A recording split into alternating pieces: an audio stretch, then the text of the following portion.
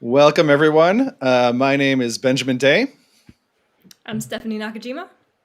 and this is Medicare for All, the podcast for everybody who needs healthcare. So, today we have a special topic. We are talking about the Koch brothers and the evil right wing empire that up until recently, I don't think we've had to deal with actually that much in the Medicare for All movement. But there's been some recent sort of troubling developments. We've been keeping an eye on an anti-Medicare for All bill in the Florida state legislature that is kind of working its way, especially through the Florida State Senate. And if this was passed, it would require a 2/3 supermajority to ever pass Medicare for All through the Florida state legislature. So it's kind of like the idea is that it's a preemptive strike against Medicare for All. They would put this in place and it would make it much, much harder to ever pass Medicare for All through the state legislature in Florida. To even the playing field for the insurers, Exactly. They need all the help they can get. Exactly. So, and we believe that, Americans for Prosperity nationally may be behind this, and they may be looking at this as a strategy to push through other, Republican-controlled state legislatures around the country. But we're going to have a broader conversation about kind of right-wing opposition to Medicare for All and the strategy that the right is taking to this as well. And we've brought on a guest to help us out with this discussion. So we have Ben Palmquist here. He is the Program Director for Healthcare and Economic Democracy at Partners for Dignity and Rights, formerly known as NESRI. And he joins not only the podcast, but the list of guests whose title is way too long. Welcome, Ben. Hi, thank you so much for having me on. It's great to have you on. So let's just first talk about this Florida bill, which is committees in the Florida State Senate, and it has passed favorably through 3 of the 4 committees that it needs to get to the floor. What does this debate in the Florida State Legislature look like? Well, so the bill itself has been mentioned as basically to prevent future legislators that are elected by the Florida public from being able to pass a bill for single payer and requiring this 2/3 vote. It would actually amend the state constitution to do that, to really lock it in. And it looks like the bill is being sponsored by Diaz, who's the chair of the Health Committee. And it certainly seems to be with backing from Americans for Prosperity, part of the Koch brothers network. And he introduced it in the Health Committee. It passed by a majority through there, with the one person speaking from outside, speaking in favor of the bill, was a staff person from Americans for Prosperity, and it then moved on to the Appropriations How did they find Committee. out about it when no one else knew it was going through? Good question. My guess is this is not a coincidence that there was some planning and collaboration going on, and so then it went to the Appropriations Committee. It ended up passing there too, and it sounds like there wasn't a ton of debate about it. I mean, the bill itself is only a page long, really. But it seemed like the Democrats were pretty skeptical about what sort of shenanigans Republicans are trying to pull when there's not even a single payer bill being introduced. But what I assume is pretty close to a party line vote, it passed the Appropriations Committee as well. Yeah, well, good thing they're trying to put this in the Constitution, because that's where basic rights go, like the right to never be given universal health care. Really core fundamental right that's close to American values. So, and, I think some of this is probably, the Sun Belt in particular is gradually turning purple and starting to turn blue. And that's having this long-term impact on our national elections, certainly, but this is also could be something that they're starting to look at, in terms of state legislatures to taking some preemptive action. As we're kind of growing momentum, and actually, our episode 2 weeks ago with New York, we heard about the realities of single payer, like right-wing opposition group in New York. We kind of mocked them a little bit, but we shouldn't take the right opposition totally for granted or dismiss it. So, I mean, Ben, what's the broader picture in terms of other groups, that have been formed to oppose Medicare for all, outside of Americans for Prosperity? We're starting to see them get into the game here. Yeah, so there is certainly this assault on democracy that Americans for Prosperity is part of the Koch brothers network. There's also the American Legislative Exchange, ALEC, and the state, what are they called? SPN, the State Policy Network or something like that, push a lot of, they really work behind the scenes in a way that's largely invisible, sort of organizing state legislators, handing them model legislation and pushing it. And I think are behind a lot of the attacks on voting rights in Florida, but also Georgia and Texas and other places people have been hearing. And in terms of healthcare, there is the healthcare industries are highly organized in opposing any and all efforts for, certainly for single payer, but even for just public options or expansions of Medicare and that kind of thing. And so, it's interesting because the insurance industry structurally is sort of an enemy of hospitals and drug companies, right? Because they're bargaining against each other over prices. But in recent years, they've really all teamed up in some of these associations, like the Partnership for America's Healthcare Future is the big national industry coalition opposing Medicare for all. Like you mentioned, realities of single payer. Sometimes there's these state groups. When Colorado had its ballot initiative for single payer, a group popped up, won that fight and then disappeared. And then there's this Affordable Coverage Coalition is another sort of configuration that's bringing together the insurance industry, hospital industry, and employers and doctors and the professional associations. And they seem to be taking a slightly different tack of saying, oh, we're just supporting employer-sponsored insurance, but it's all really an attack on sort of any shift from privatized healthcare towards treating healthcare as a human right and public good. Yeah, I liked how you mentioned that these are industries that really shouldn't be working together. I mean, they are kind of natural competitors in the market. I remember there was a huge Boston Globe report on Massachusetts that came out a decade ago, and they were looking into why healthcare costs were so extraordinarily high in Massachusetts. And I mean, aside from the fact that we have a multi-payer system, they found out that basically the biggest insurer in the state, Blue Cross Blue Shield, and the biggest hospital chain in the state, Partners, had come to an explicit backroom deal that hospitals would raise their prices high and pass on the cost to the insurance company, and the insurance company would pass on the cost to employers and to patients. And they just said, well, we can both prosper if we don't fight each other on this. And the fact that they're now all working together in the political realm tells me the same thing is kind of going on here.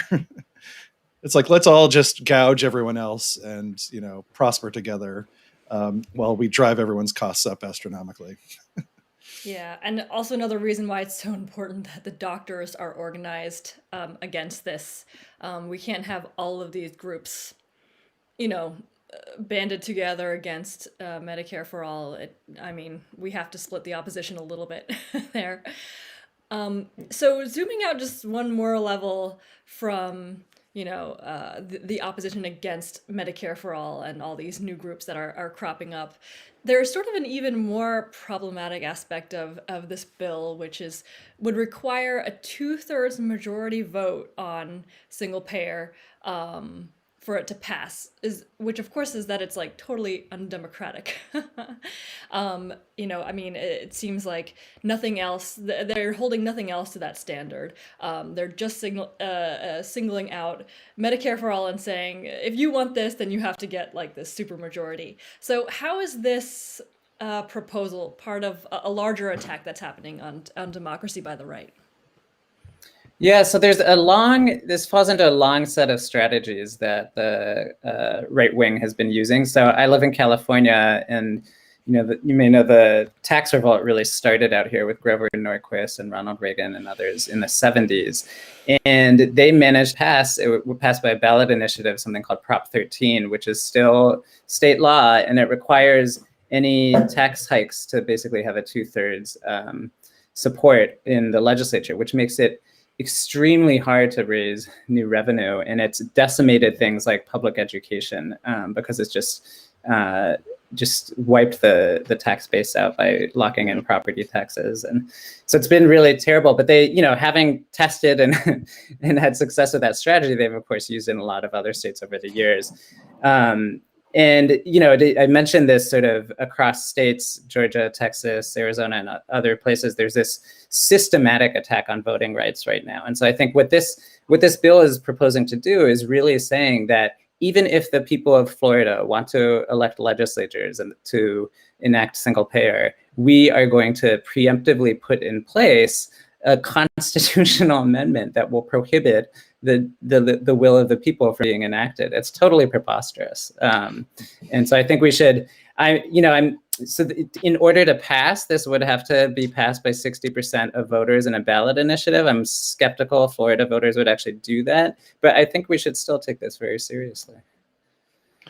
Yeah, you get one democracy for Medicare for all, and then a different democracy for every piece of legislation in the Florida legislature. I mean, when Stephanie was saying, this would impose a supermajority and it's undemocratic, I was thinking, well, it's only 6% less democratic than the filibuster, where you need 60% to pass things through the Senate.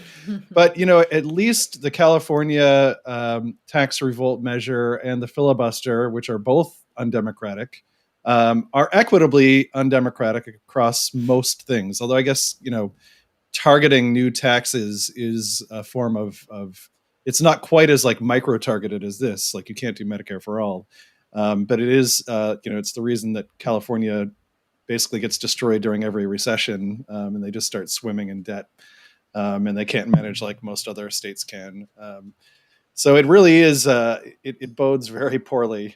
There's like new creative ways to undermine democracy being proliferated around the country every month, it feels like. Yeah, it definitely seems like they're thinking multiple steps ahead. I mean, there's not a single payer bill in Florida. Why are they doing this? I think you were sort of saying, Ben, that, it's a swing state that's up for grabs. And it does seem like they're potentially putting this out as a test run that they would then try to replicate in other states. So I think even for folks who aren't in Florida, this is really something to pay attention to.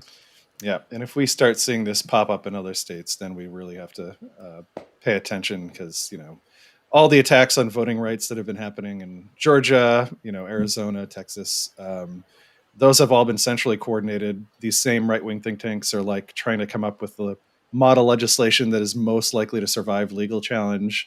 So the same thing could be happening here with Medicare for all, which we should keep an eye on. So I wanted to ask you about an area of your work, Ben, that kind of overlaps with this, which is the decades-long campaign by the health insurance industry and the right to kind of reframe the debate over Medicare for all in the press.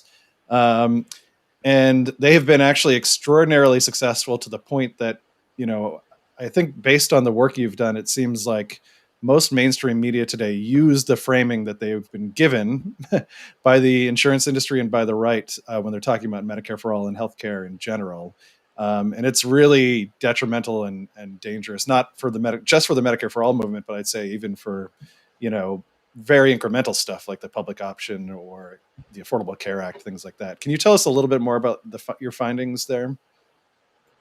Yeah, so the gist of the framing that's become so mainstream that's really harmful is talking about any form of public insurance, Medicare for all, public option, whatever, as government-run healthcare, government-run insurance.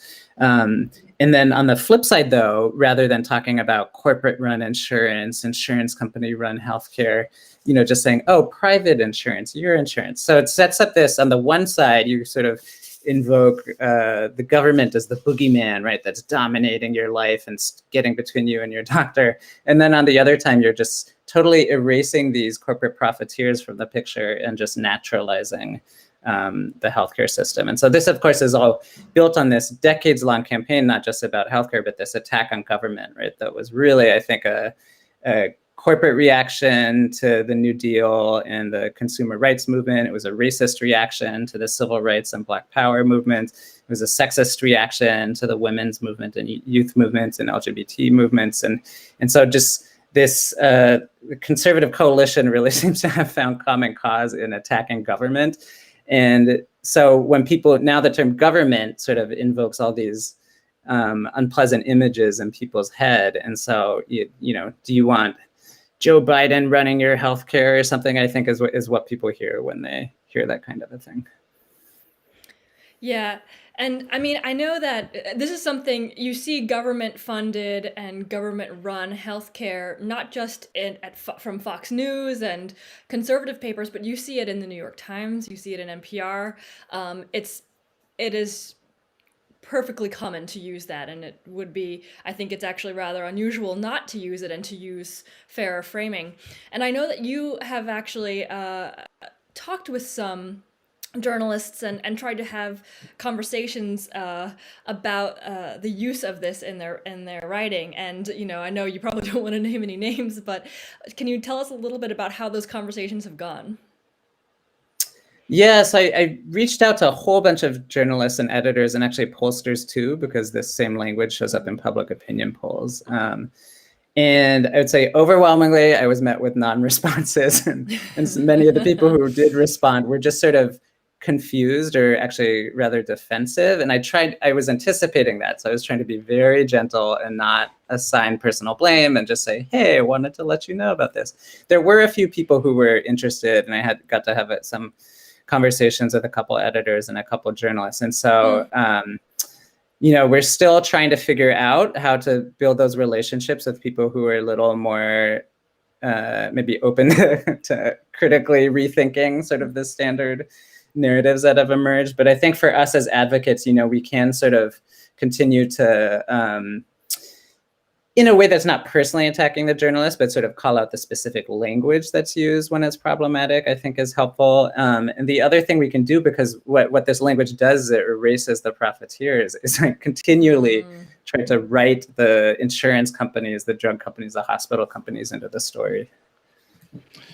Right. And basically all you're asking here is that they use fair language, like compare private insurance to public insurance, or compare corporate run to government run insurance, instead of comparing this very neutral sounding private insurance with government run insurance. And people, that might sound like a subtle distinction to people, but my understanding is that this has all been focus grouped and polled by the healthcare industry. And they know that the most favorable way for them to talk about Medicare for all, that people will oppose it more, is to ask, would you rather have private insurance or government run insurance? And that's the framing that is least favorable to anything like Medicare for all or public insurance. Yeah, and I think that even in countries, with generous welfare states like where I am right now in Denmark, there is different language around the entity that provides societal benefits like healthcare and transportation and everything that is provided by our tax money, and sort of like the government as a separate thing, right? And so there's actually a word, we say samfund, or society, is what funds the National Health Service in Denmark, for example. And so I do think that somehow this kind of language does matter at the end of the day, even for places that already have Medicare for all or national health insurance. And anyone who thinks it's a subtle language difference, imagine if someone referred to you to a government-run school, as opposed to just like a public K through 12 school, right? We would never ever use the phrase, a charter school is private, but a public school is government-run. There's a not subtle difference, and it becomes strange as soon as you start talking about a system that we all that has widespread support, that is publicly run and publicly financed. So yeah, I think this is going to be important for our long-term success, to start at least correcting the media bias on this. Yeah, I mean, yeah, I think Sorry, Stephanie. I was just going to add in a few more examples, like public libraries, public parks, public radio. If you think of those, sound quite different than government-run parks, government-run libraries, government-run radio. Right? It just has a very right. When I hear a government-run park, I think of that park in Berlin that has all those like 100-foot statues of Lenin and stuff like that. Right. Yep. I think of something completely different than a public park. So it is tricky because, of course, we do want to affirm that government is an important part of our lives and should be, right? And should be in the healthcare system in particular. Cheers. But I think that just the term government alone, we have to recognize it has these various connotations that it carries with it. So I think we need to be, careful in the language we're choosing and sort of invoking this sort of government, like it should be our government, right? Like we need to reclaim it and sort of write ourselves into that story. Mm-hmm. Okay, what do y'all think of this idea as for a campaign? And now we're like, I'm not sure if this is podcast material, but just because I both have you on the line here, like what if we, got a letter, or like a petition, and it was signed by a couple lefty news outlets that committed to not using government funded healthcare, and start with that, and then start circulating that and asking like more and more newspapers and media outlets to stop using that terminology. We'd start very small. I'm in. I would like to do it. I think that we need to first figure out which editors we can actually get in on that. And then I think it could snowball if we were able to do that. Could start with Common Dreams. I think to correct, actually, if we want true balance, then the left-wing publications should actually refer only to corporate-run insurance and public insurance. Exactly. And then they'll offset the right-wing framing. Yes. And then these big, so-called neutral ones can use the balanced language if they want. Yes. I think we should exclusively refer to corporate-run insurance and public insurance. Death panel insurance. I mean, exactly. All right, where were we in this conversation? I think we were getting close to wrapping up, right? Okay. Okay. So the other thing that I wanted to ask you, Ben, if it wasn't bad enough to have the press eating up these industry talking points and using them, we also have our liberal think tanks churning out material for them, right? So one thing I noticed when Bernie, especially during his second run, when Medicare for All was just like on the table in a way that they couldn't like keep it off the table, I started noticing like a lot of articles popping up about how, oh look, like Switzerland has a private Medicare, a private health insurance system, and they have universal health care, and the Netherlands does the same thing, and Germany doesn't have a Medicare for all system, and all this stuff. And I was like, this is like obviously a coordinated effort. And when I started looking into it more, it was actually the Commonwealth Fund that was funding all of this. All of these newspapers to write these pieces. Vox did a whole 4-part series on healthcare around the world, which was clearly to sort of like hammer home this proposal that Medicare for all is only one way of getting a universal healthcare system, and actually lots of European countries do it differently. And so, I don't know. I think maybe you've seen some examples of that as well, and I'd love to hear, where you've seen that kind of thing. Yeah, I mean, I think first the absence of any real attention to single payer for so many years is sort of very telling from these think tanks, right? That it was just not even on the table. Like they deemed it not worthy of even policy consideration from these supposedly very thorough policy institutes. But yeah, there's definitely now this systematic effort that I do think is driven in large part by philanthropy. Of trying to steer towards, Switzerland, Singapore, these other models that have more significant private insurance. But of course, they very often downplay the fact that, maybe most of the hospitals in Singapore are actually public hospitals, and there's public price setting, and it's totally different. And in Germany, workers have enormous amounts of power. They actually sit on corporate boards and are sort of governing whole economic sectors. And it's there's this willful ignoring of how power actually operates in society, I think, and it is very problematic. It's telling to me that I think really the organizations that are fighting so clearly for Medicare for All are overwhelmingly member funded, right, by both unions and single payer advocacy groups and others who are not relying on, certainly not corporate donations, but not even private philanthropies. I think it's everyday people who are stepping up and being like, no, this is the healthcare system we need, and we are going to fight for it. Yeah, there are very few paid Medicare for all advocates in the United States, and that is actually a big part of the reason why is that, there's a lot of things that can be funded through these large philanthropic organizations, and Medicare for all is really just not one of them. Sorry, Ben, did you want to say something?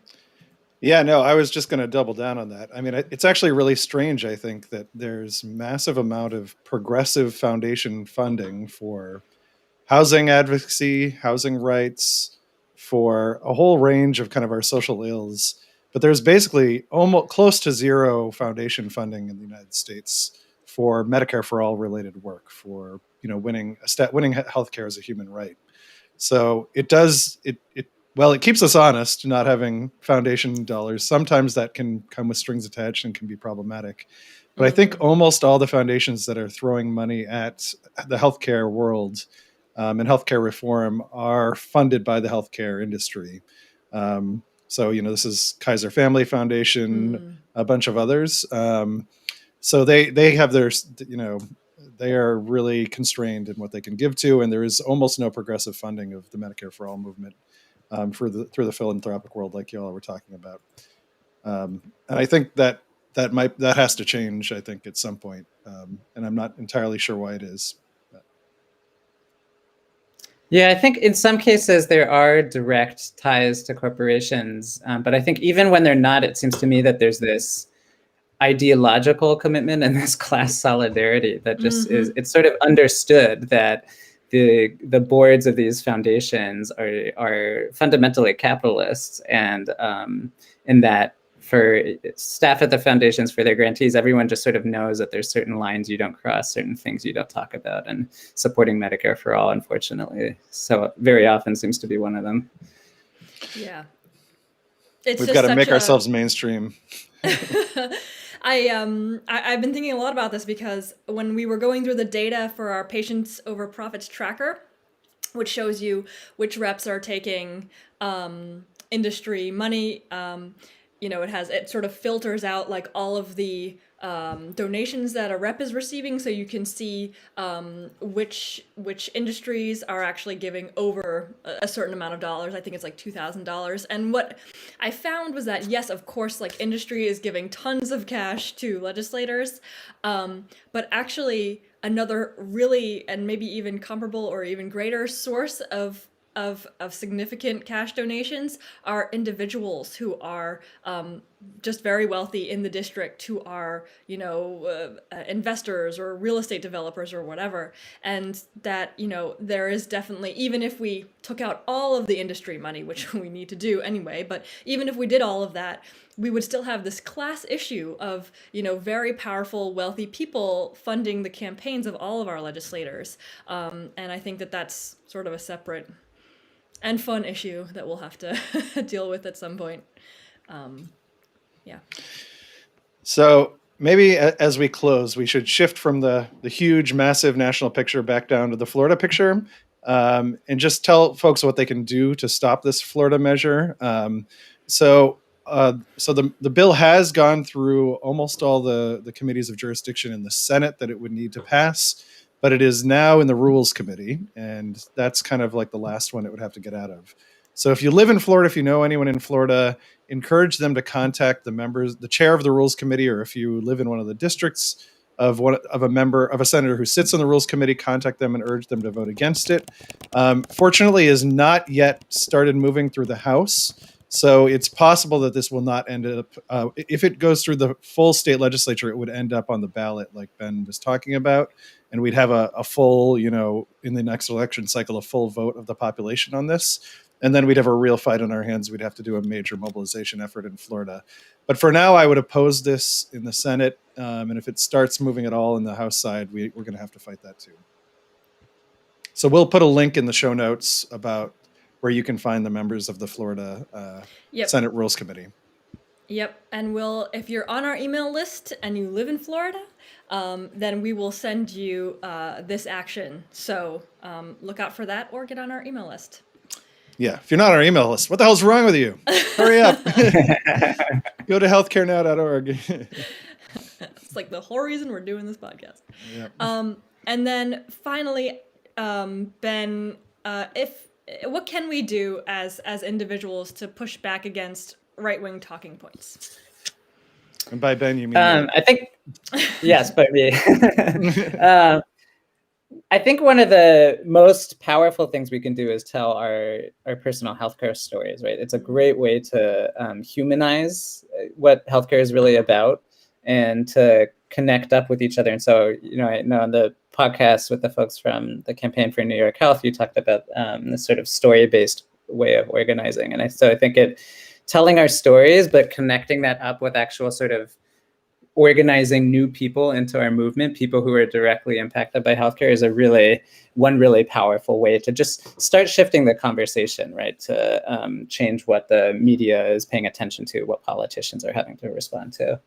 And I think another thing we can do is really call out profiteers, right? When drug companies are jacking up prices, when hospitals are charging insane bills, when insurance companies are denying claims or denying coverage, really sort of politicize that and make that more visible. And on the flip side, then really sort of affirming that we all need healthcare, right? We all have medical needs. We need a healthcare system that works for all of us. And the way we're going to win that is by working together and having the government guarantee that right. And so, then again, going back to the language stuff, we could sort of very specifically, rather than talking about government-run insurance or letting journalists do that, make sure that we're talking about Medicare for all and public insurance and public health programs. And again, just like really hammering away on those profiteers who are screwing us over. Mm-hmm. Yeah, and I think if you have a local newspaper or TV station, radio station that's using this framing of private versus government run, you should ask to meet with their editor or their producer and just point out to them the bias in the language they're using. So some of the stuff that Ben Palmquist is doing with national outlets, you can organize at the local level, I think, and be very effective, and you'll probably more likely to get an audience than we are with these giant institutions that have massive bureaucracies to get through to their editors. So, and to help folks with that, we have there's a report on our website. If you go to parrotingtheright.org, it'll link you there. And at the bottom, there's a recommendations section for journalists and editors that has very specific language advice on how to be balanced and not biased. And so that's a helpful tool in those efforts. All right, perfect. Take those talking points with you. All right, well, thank you, Ben, so much for joining us today. This is Ben Palmquist. The podcast manager for this episode was Sarah Sang. Our writer was Jerry Katz. And our audio editor was Cheryl Levy. Thank you to the new Medicare for All podcast team who's helping us produce this. It used to be Stephanie and I doing everything. Yes. So this has really been a game changer. So hope you can tell the difference in the quality of the podcast these last couple of episodes. And we will talk to you all in 2 weeks. Take care.